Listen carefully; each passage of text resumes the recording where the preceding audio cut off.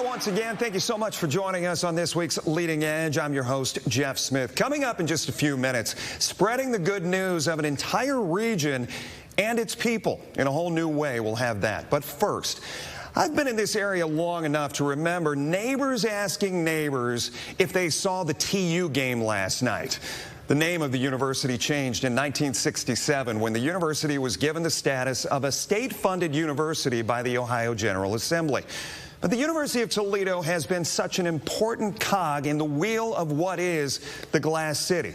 And as we hit the midpoint of this decade, we've hit a turning point for the university as well. In May, the university's long storied history added yet another chapter with the naming of an interim president with local ties. We are so pleased to have UToledo's, as it's known now, UToledo's interim president joining us here on Leading Edge. Welcome. Please send a welcome to Central Catholic and UT grad Matt Schroeder. Good to see you. Good to see you, Jeff. Thanks so much for doing this. I appreciate it. My pleasure. Thank you for having me. Let's talk about, I want to first start off, I want to do a little history lesson, and I want to go back on the past presidents that we've seen with the university, this institution.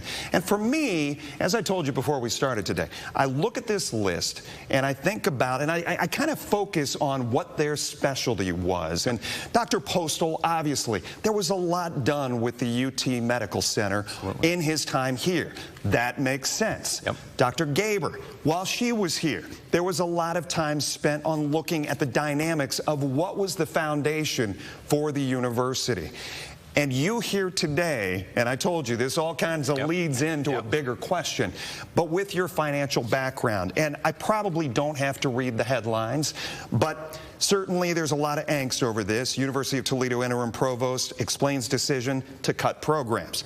University of Toledo enrollment continues downward slide, and the Blade article mentioned Owens, BG continue upward trend. And then the Toledo Blade reported in September, University of Toledo had experienced a 3.8% decline in total enrollment. As part of the article, you spoke to the Blade and you said, it will take discipline and execution of our enrollment and recruitment plans to turn this around. We had to hold ourselves, or we have to hold ourselves accountable. Yep. As you step into this position, I know it's been a few months. What's your read on things? So first and foremost, there's a time and a place for every leader. So you went back to Dr. Jacobs. We can go back one more to Dan Johnson. He was a healer. Dr. Jacobs brought together two great institutions, the Medical College, University of Toledo. Dr. Gaber, she was very impactful as well. And then Dr. Postal saved the University of Toledo Medical Center with the supplemental payment. So as we sit here today, we have 10 to 12 years of enrollment declines in the making. With my background, not only from a finance side of the house, but a longtime Toledo employee in multiple roles, I believe I know the institution the best. I think the board appointing me, which I'm very grateful for, also signals their trust and confidence in me. And I said to the Blade and other media outlets, it is a time to reposition the University of Toledo, but in a very thoughtful, meaningful way. When we sit back and we look at the university and the role that it plays in Northwest Ohio and our portfolio of academic programs, we are an engine for this economy, and we have a lot of really, really good things going on. Or where the economy is headed, maybe, right? Well said. So when we look out with Bureau of Labor Statistics data, Job and Family Service data, 5+ years, our portfolio of professional programs, STEM programs, and the health sciences, in-demand jobs, you can come to the University of Toledo and be trained and be in a position, for some, right out of the gate to make 6 figures. Back to the challenges that we face, and I like to say with every challenge there's opportunities. There are a tremendous amount of opportunities at the University of Toledo, not only to come in and get that degree for a in-demand job, a high-paying job, but really when you take a step back, and I like to say, you know, our vision is the regional force powering opportunities to learn, care, work, and play. The learning is obviously straightforward, undergrad, grad. Work or care, the UTMC, University of Toledo Health. The work in terms of lifelong learning an engine for economic development. We bring in young talent, and it's our responsibility to make sure that young talent is deployed into the local economy. And then the play, which I'm sure we'll talk about, is athletics. Sure. And opening up our campus for destination. We'll save that for the end, but we do have to talk about the athletics program. Mr. Blair would be upset probably if we didn't mention it a little bit.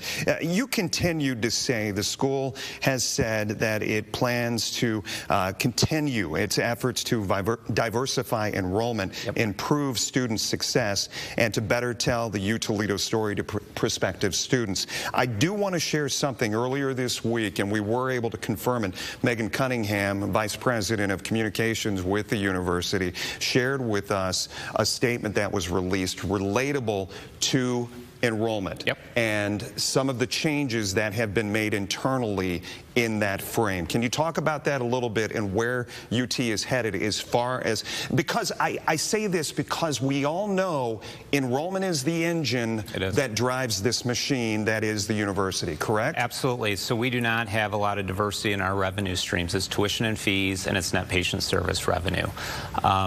Tuition and fees makes up about 40% of our revenue, clinical about 60%.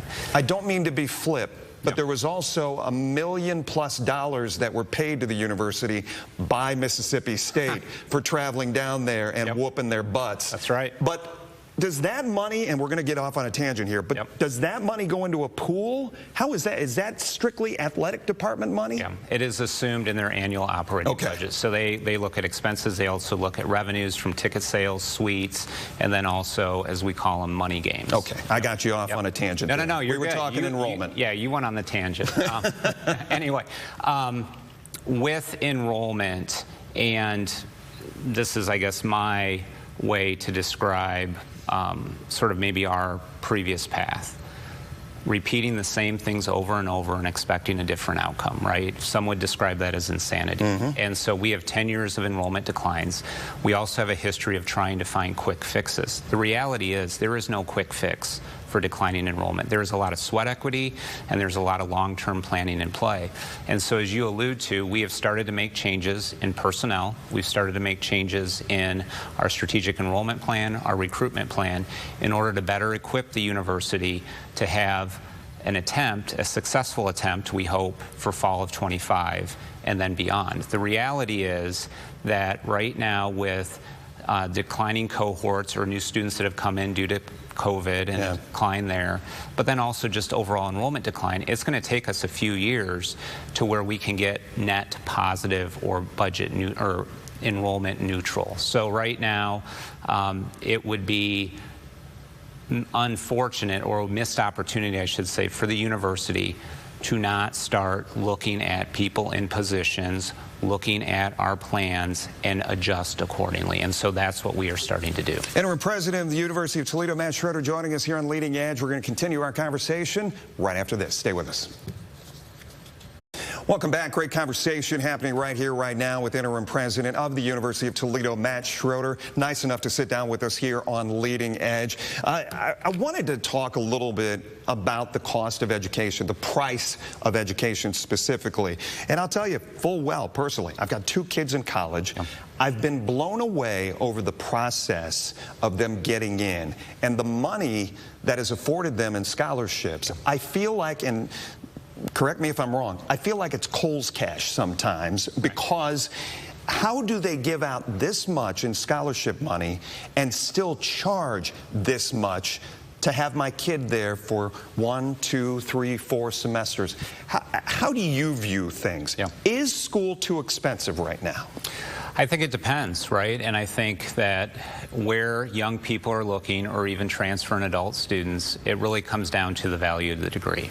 So, for example, at the University of Toledo, our barrier to entry is relatively low, and our cost to attend undergrad in-state is very affordable compared to an Ohio State, a Michigan, and that's important to us. Now, when we look at our graduates, and again, we talk about their opportunity to launch into professional careers or just employment opportunities, we sit back and there's a third party that looks at a social mobility index, which means you make an investment of X at the University of Toledo, on average, these students are coming out with around $27,000 in debt over a 4+ year period. Right. Which, as I think many of the viewers know, Ohio State and others, that is exponentially more per year just for 1 year.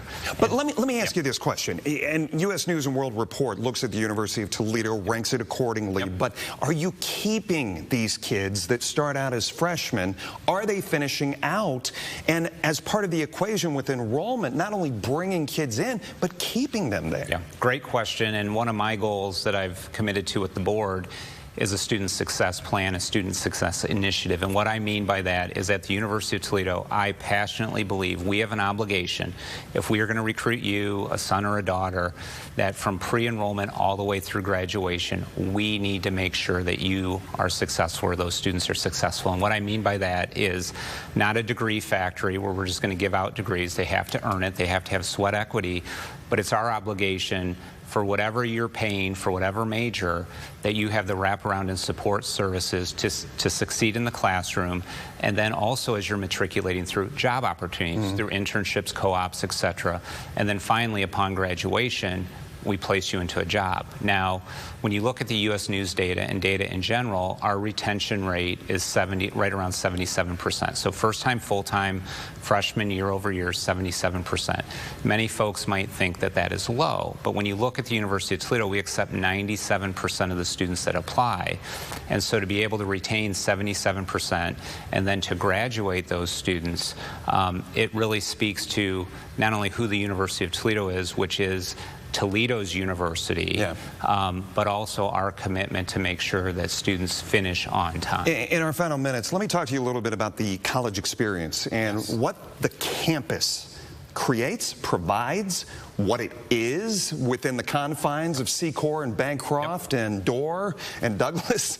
I have never thought that the University of Toledo was that home away from home, especially post-COVID, for kids who are looking to expand. Is that why BG is getting the numbers they are? I don't want you to speak for them, but I do want you to speak to the plans in the future for what that campus can be and needs to be. Where is a hotel on campus? Why does that not exist? So two very different universities, BG and Toledo. Speaking to Toledo, you are absolutely correct. There is so much more that we can be doing to create a student experience, and as we talk about with the board, a fun factor. I had dinner with 12 students last night, and they are now starting to talk about a buzz starting to form on campus. But things that won't impact them. Yeah, and so for us, you can do student events. You can, do things at lunchtime. You can do things prior to the game. But it has to be intentional and has to be sustainable. And so we have a lot of work to do there. We're making a good start or good push this fall. Thankfully, again, athletics is creating that buzz as well. But it's more than just fun. It's about career fairs. It's about opportunities for research.